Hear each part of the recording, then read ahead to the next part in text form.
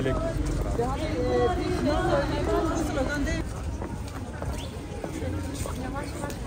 هشته آذره هموشن جوان پیروز به صبح ساعت 11 عمل قاموسا عنتر هشته آذره جن جیان آزادی جن جیان آزادی جن جیان آزادی باری باری باری پروانه باری باری باری باری پروانه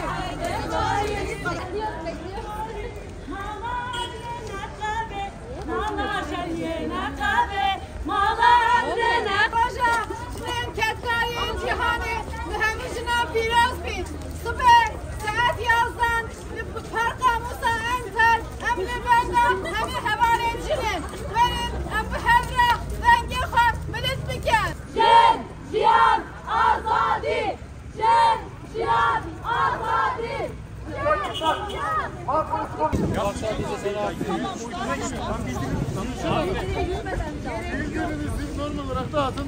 Bunu bir yürüyüşe çevirmeyin. Bakın size bu ikazım. Bunu yürüyüşe, sloganlı bir hale çevirmeyin. Bilgilerinizi normal bir şekilde dağıtın. Kimse bunu engellemiyor. Ama bunu yürüyüşe çevirmeyin.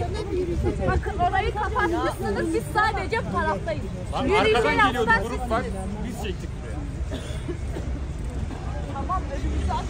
Önümüzü at. Tamam arkadaşlar söyleyin bu şekilde. Durunuzu yorun. Tamam.